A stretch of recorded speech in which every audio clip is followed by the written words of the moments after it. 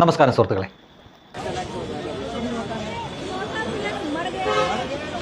और भाई क्या हाल है? आ जाओ आ जाओ। हमने सुना यार चल रहा है ना वो। हमने सुना तो भाई बहुत जल्दी नेपाल बनने वाला था, क्या हुआ?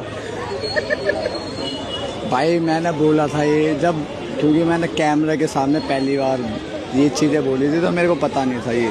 फिर उसके बाद मेरे को 12 घंटे थाने में डाल दिया हूँ। फिर मोदी को तो चेतावनी दे रहे थे यार। नहीं, मोदी को कुछ नहीं कह तो रहते हैं मोदी देखते रहना, मैंने बोला ही कर दूंगा मैं, वो कर दूंगा। ये गोदी मीडिया कुछ भी बोले जा रहा है, मैंने ऐसा कुछ स्टेटमेंट नहीं दिया। तुमने तो मोदी को चेतावनी, अगर मोदी जी को ऐसा कुछ बोला होगा तो वीडियो है मोदी को बोलने वाली। अरे दिखाओ, दिखाइयो भाई। तो मोदी को बोला था पहले हाथ रुक जा, कोई नहीं, पहले हाथ तो हटाओ, ऐसे रख लो, भाग्य मत ना। अरे तुमसे डर के यहाँ तो नेट, अरे मैं क्यों डालूंगा भाई, मैंने ऐसा कुछ बोला ही नहीं। तो ले भाई, अब क्या कहानी की फट रही है तेरी? मेरी क्यों फटेगी? जब तो तू कह रहा था कि मोदी को चेतावनी दे रहा हूँ, मैंने बोला ही नहीं। अब गांड में तो धुआं निकल रहा है क्या? अब बना जरा नेपाल एक बार। अरे मैंने हम भी बोला देखते ही हैं नहीं भाई, कुछ भी एक बार बना, तो नेपाल तो बना। तो मैंने बोला ही नहीं। नेपाल कैसे बनता है पता है? मैंने बोला था उस टाइम, तो बोल तो दिया, थाने ले गए। जिस दिन गांड में ऐसे डंडे बढ़ेंगे कि देश की डेमोक्रेसी है, अगर दोबारा चेतावनी दे दी ना कैमरे के सामने कि मैं नेपाल बना दूंगा, सबसे पहले मैं तेरी गांड में डंडा दूंगा, याद रखियो। देखो भाई, और तेरी गांड में डंडा घेट तक उतरेगा, पूरे घेट तक। सुनो भाई, पहले बात ठीक है, सुन। तू सरकार को गाली दे, तू दुनिया भर को गाली दे, पर अगर तूने इस देश के बारे में उल्टा सीधा बोल दिया ना, अरे कुछ बोला ही नहीं, अगर बोल दिया कि देश को नेपाल बना देंगे, तेरी गांड में हम डंडा दे देंगे, समझ गए ना? सुनो भाई, और बहुत मेरी प्यार बात तो सुन लो, बहुत प्यार से मेरी बात तो सुन लो भाई, बहुत प्यार से। कौन बोला? ये वो आतंकवादी है, समझ जाओ। अरे मेरी बात तो सुन लो भाई, मेरे को बोलने का मौका दोगे नहीं? बोलो, तुम आतंकवादियों से निपटोगे अगर कोई नेपाल बनने की बात करता है, 2 थप्पड़ मारो, आगे बढ़ो। गांड फाड़ देंगे ऐसे नेपाल लोग। मेरी बात तो सुन लो बड़े समझ भाई। गए ना? ये भारत है, या भारत में ना तुम जैसे कीड़े कैमरों के सामने बोल पाते हो, और अब तेरी गांड में दम है ना, बोल के दिखा, चल यहाँ नेपाल बनाते हैं भाई। मैंने एक बार बोल तो भाई, दे। मेरी बात तो सुन लो भाई, एक बार बोल दे, चल अब जरा मोदी को गाली दे के देखे एक बार। गाली दे नहीं, दे तो एक बार, मैंने गाली दी, मोदी मैं को क्यों धमकी दूंगा? दे, मोदी जी बोल, बहन मैंने मोदी जी बोला ही नहीं बोल, मोदी जी के बारे में। अब तो तेरी मुंह से बहन, भाई, दीदी, भैया सब निकलेंगे, क्योंकि अब तेरी गांड में डंडा डालने का समय आ गया, समझ गए ना? दोबारा चेतावनी मत दे दियो इस देश में भाई। सुनो दोबारा ना, तो सुन लो, बोलने का दोबारा इस मौका तो देश दो। में ना चेतावनी मत मिलेगी, ऐसे गंडवरे। सुन तो लो,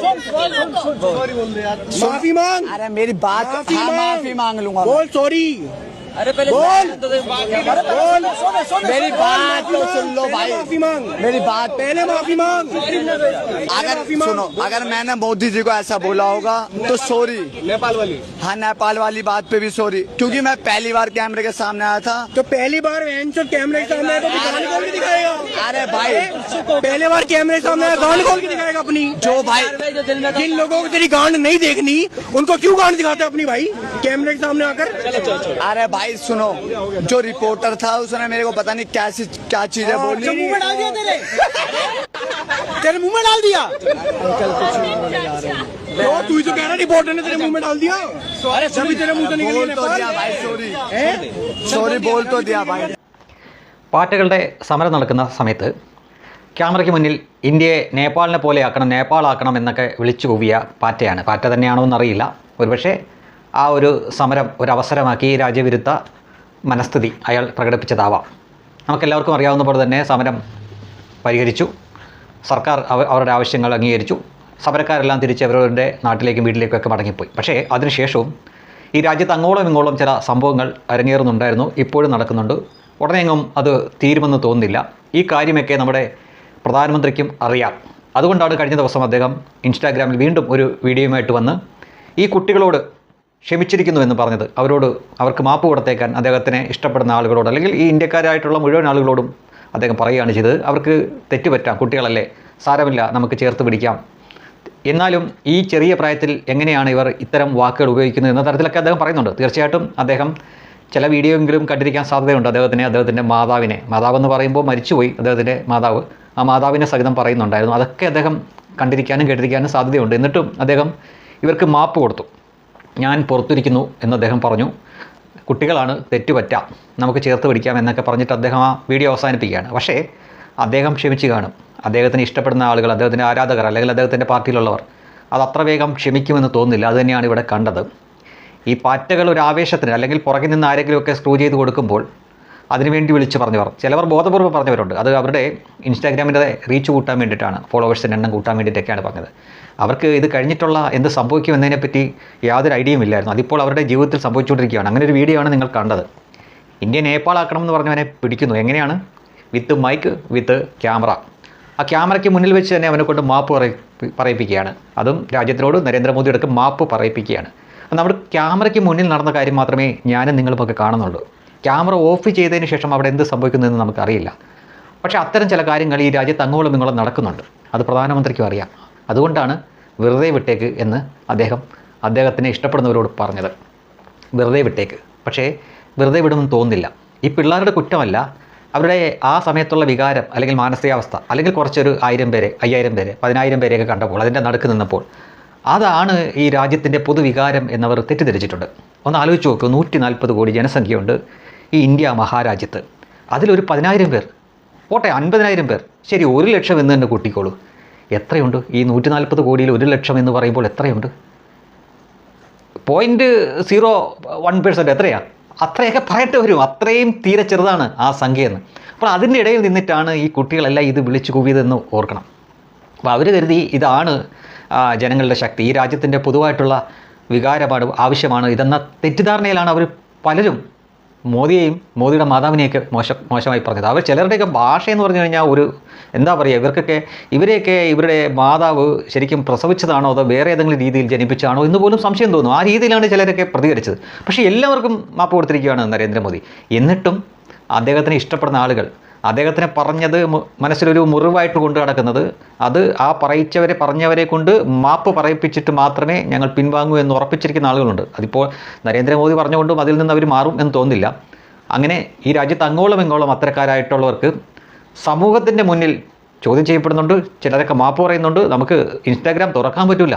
കരച്ചിൽ, വിഴിച്ചിൽ, മാപ്പ് പറച്ചിൽ, അറിയാതെ പറഞ്ഞാണ്, എന്നെക്കൊണ്ട് പറയിപ്പിച്ചാണ്, ആൾക്കൂട്ടത്തിൽ നിന്നപ്പം അവർ ഫോഴ്സ് ചെയ്തു, അങ്ങനെ ഞാൻ വിളിച്ചതാണ്, മാപ്പാക്കണം, വീട്ടിൽ കയറ്റുന്നില്ല, അച്ഛൻ തല്ലുന്നു, അമ്മ തല്ലുന്നു, പുറത്തിറങ്ങാൻ പറ്റുന്നില്ല, അച്ഛനും അമ്മയ്ക്കും കടയിൽ പോകാൻ പറ്റുന്നില്ല, ആകെ ഞങ്ങളുടെ കുടുംബം നാണക്കേട്ടിലാണ്. ഇതൊക്കെ ഓർക്കണ്ടേ കുട്ടികളെ? ഇതൊക്കെ കൊണ്ടാണ് നരേന്ദ്രമോദി പറഞ്ഞത് വെറുതെ വിട്ടേക്കാൻ പറഞ്ഞത്. പക്ഷേ ഇതുപോലുള്ള ചില ആളുകളെ അവർ പിടിക്കുന്നു, പരസ്യമായിട്ട് തന്നെ മാപ്പ് പറയിക്കുകയാണ്. ഈ കുട്ടികളുടെ വിചാരം നേപ്പാളിൽ, ബംഗ്ലാദേശിൽ, ശ്രീലങ്കയിലൊക്കെ ഭരണമാറ്റം ഉണ്ടായി. അപ്പോൾ പുതിയതായിട്ട് ഭരണത്തിൽ വരുന്നവർ ഇവരോട് നന്ദിയുള്ളവരായിരിക്കുമല്ലോ. കാരണം ഇവർ കാരണമാണല്ലോ പുതിയ ഭരണം കിട്ടി. അപ്പോൾ ആ ഒരു സംഗതി ഇന്ത്യയിൽ നടക്കുമെന്ന ധാരണയിലാണ്. പക്ഷേ നിങ്ങൾ കണ്ട ആ ജന്തർ മന്ദിറിലെ ചെറിയ ജനക്കൂട്ടം, അത് ചെറിയ ജനക്കൂട്ടം തന്നെയാണ്. ഇന്ത്യയിലെ 140 കോടി ജനസംഖ്യ വെച്ച് നോക്കുമ്പോൾ അത് തീരെ ചെറിയ ജനക്കൂട്ടമാണ്. അത് കണ്ടിട്ടാണ് ഇന്ത്യയുടെ പൊതുവായിട്ടുള്ള വികാരം എന്ന് തെറ്റിദ്ധരിച്ചതാണ് നിങ്ങളുടെ പ്രശ്നം. ജന്തർ മന്ദിറിൽ നിങ്ങൾ കണ്ട ആ ജനക്കൂട്ടത്തിന് പുറത്തും കോടിക്കണക്കിന് ജനങ്ങളുണ്ട് എന്ന് നിങ്ങൾ മറന്നുപോയി. ആ ജനങ്ങൾ നിങ്ങളെ പിടിക്കും. ഇതുപോലെ ക്യാമറയ്ക്ക് മുന്നിലും മൈക്കിൻ്റെ മുന്നിലും നിങ്ങളെ നിർത്തിക്കൊണ്ട് പരസ്യമായിട്ട് മാപ്പ് പറയിപ്പിക്കും. നിങ്ങളെ രക്ഷിക്കാൻ രാഹുൽ ഗാന്ധിയോ കെജ്രിവാളോ ഈ അഭിഷേക് ദീപ്കെ എന്ന് പറഞ്ഞവനോ അല്ലെങ്കിൽ ഏതെങ്കിലും പാർട്ടിയുടെ വക്താക്കളൊന്നും വരില്ല.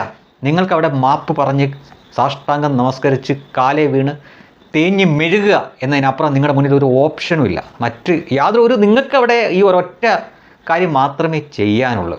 കാരണം ഇത് ഇന്ത്യയാണ്, അത് നിങ്ങൾ മറന്നുപോയി. നരേന്ദ്രമോദി നിങ്ങൾക്ക് നിരുപാധികം മാപ്പ് തന്നിരിക്കുകയാണ്. പക്ഷേ ഇതിന് ശേഷം നിങ്ങൾ അനുഭവിക്കാൻ പോകുന്ന മാനസിക വ്യതയുണ്ടല്ലോ, ഈ പറയുന്ന പോലെ നിങ്ങൾ എവിടെ ചെന്നാലും, ക്യാമറയ്ക്ക് മുന്നിലാണ് നിങ്ങളുടെ മുഖം നിങ്ങളായിട്ട് തന്നെ കാണിച്ചിരിക്കുന്നത്. നിങ്ങൾ എവിടെ ചെന്നാലും ആളുകൾ നിങ്ങളെ നോക്കി പറയും, ദാ ഇവനാണത് പറഞ്ഞത്, ഇവളാണത് പറഞ്ഞത്. അത് നിങ്ങൾക്ക് കിട്ടാൻ പോകുന്നൊരു മാനസിക വിഷമം, സമ്മർദ്ദമുണ്ടല്ലോ, അത് മതി നിങ്ങൾ ചെയ്തതിൻ്റെ ആ കൂലിയായിട്ട്. ഇത് മോദിക്ക് അറിയാവുന്നതുകൊണ്ടാണ് വെറുതെ വിട്ടത്. ഇനിയെങ്കിലും ഇതുപോലെ കുറച്ച് ആൾക്കൂട്ടം കണ്ടു കഴിയുമ്പോൾ അതാണ് ഈ രാജ്യത്തിൻ്റെ പൊതുവായിട്ടുള്ള വികാരം എന്ന ധാരണയിൽ ഇങ്ങനെ പറയുന്ന ഓരോരുത്തരും, നമ്മൾ ഈ കമ്മ്യൂണിസ്റ്റുകാരെ പ്രത്യേകിച്ച് ഉപദേശിക്കാനൊന്നും പോകണ്ട. കാരണം അതങ്ങനെ മോൾഡ് ചെയ്യപ്പെട്ടവരാണ്. ഞാൻ വളരെ ലളിതമായിട്ട് പറയാം. ഇവിടെ കഴിഞ്ഞ കുറച്ച് ദിവസം മുമ്പ് വടകരയെ 3 ടീച്ചർമാരെ അറസ്റ്റ് ചെയ്തു. എന്തിനാണെന്ന് അറിയാമല്ലോ? രാസലഹരി വിറ്റതിൻ്റെ പേരിലാണ്. അപ്പോൾ ഇവരൊക്കെയാണ് വിദ്യാർത്ഥികളെ പഠിപ്പിക്കുന്നത്. അപ്പോൾ ഇവരൊക്കെ പഠിപ്പിച്ച് പുറത്തേക്ക് വരുന്ന വിദ്യാർത്ഥികൾ ഏത് നിലവാരമുള്ളതായിരിക്കുമെന്ന് നമുക്കറിയാം. അതിനാൽ അത്തരം ആളുകൾ എന്ത് തന്നെ പറഞ്ഞോട്ടെ, അവരെ നമുക്ക് തിരുത്താനോ നന്നാക്കാനോ ഒന്നും പറ്റില്ല. അതങ്ങനെ തന്നെയാണ്. അല്ലാതെ നല്ല രീതിയിലേക്ക് വരാൻ സാധ്യതയുള്ളവർക്ക് ഒരു അവസരം കൊടുക്കേണ്ടതാണ്. ആ അവസരമാണിപ്പോൾ നരേന്ദ്രമോദി കൊടുത്തിരിക്കുന്നത്. പക്ഷേ അപ്പോഴും കുറച്ച് ദിവസങ്ങളോളം നമ്മൾ വീണ്ടും ഇതുപോലുള്ള കാഴ്ചകൾ കാണേണ്ടി വരും. അപ്പോൾ ഇനി മേലിൽ ജീവിതത്തിൽ ഒരിക്കലും ഈ ആവേശം കൊണ്ട് ചാടിയിറങ്ങി പ്രതിഷേധിച്ചു, അതിനൊന്നും കുഴപ്പമില്ല. പക്ഷേ ഈ രാജ്യത്ത് ജനാധിപത്യ രീതിയിൽ തിരഞ്ഞെടുക്കപ്പെട്ട ഒരു പ്രധാനമന്ത്രിയെ ചീത്ത വിളിക്കുമ്പോൾ, അദ്ദേഹത്തിൻ്റെ അമ്മയെ ചീത്ത വിളിക്കുമ്പോൾ, അദ്ദേഹത്തിനെ ഇഷ്ടപ്പെടുന്ന കോടിക്കണക്കിന് ജനങ്ങൾ പുറത്തുണ്ടോ എന്ന ഓർമ്മ നിങ്ങൾക്ക് വേണം. ഇല്ലെങ്കിൽ ഇതുപോലെ പരസ്യമായിട്ട് നിന്ന് മാപ്പ് പറഞ്ഞ് വൃത്തിയായിട്ട് തേഞ്ഞ് മെഴുകേണ്ട അവസ്ഥ വരും ഓരോ പാർട്ടിക്കാരും, പാർട്ടി. ഇനി CPM അവരോട് തന്നെ പറയുകയാണ്, ഈ കേരളത്തിൻ്റെ ഇട്ടവട്ടത്ത് കിടന്ന് മാത്രമേ നിങ്ങൾ തായം കളിക്കൂ. ഇതേപോലെ പരസ്യമായിട്ട് നിന്ന് എന്തെങ്കിലുമൊക്കെ പറഞ്ഞാൽ കേരളത്തിന് പുറത്തേക്ക് പോകേണ്ട അവസരം വരുമ്പോൾ, ഇപ്പോൾ സകല വീഡിയോയും പല ഭാഷയിൽ മൊഴിമാറ്റി പോകുന്നുണ്ട്. ഇപ്പം AI കാലമാണ്. നിങ്ങൾ മലയാളത്തിൽ പറയുന്ന സാധനം തന്നെ ഹിന്ദിയിലും ഇംഗ്ലീഷിലും നോർത്ത് ഇന്ത്യയിൽ കിട്ടും. അപ്പോൾ അതോട് ഓർമ്മ വേണം. വാവിട്ട വാക്കും കൈവിട്ട ആയുധവും തിരിച്ചെടുക്കാൻ പറ്റില്ലെന്നാണ് പ്രധാനമന്ത്രിയെയും അദ്ദേഹത്തിൻ്റെ അമ്മയൊക്കെ പറയുന്നവർ. ഓർക്കുക, കേരളം എന്നത് ലോകമോ ഒരു രാജ്യമൊന്നുമല്ല, ഇന്ത്യ മഹാരാജ്യത്തിൻ്റെ ഒരു ചെറിയ പ്രദേശം മാത്രമാണ്. നിങ്ങൾക്ക് എന്തെങ്കിലുമൊക്കെ കാര്യത്തിന് പുറത്തൊക്കെ പോവേണ്ടി വരും. നിങ്ങളെ രക്ഷിക്കാൻ അപ്പോൾ ഒരു പിണറായിയും വരില്ല, ഒരു SFIയും വരില്ല, ഒരു DYFIയും വരില്ല. തനിയെ ഒറ്റയ്ക്ക് നിന്ന് മേടിച്ച് കൂട്ടേണ്ടി വരും. ഓർമ്മയിരിക്കട്ടെ എല്ലാവരും.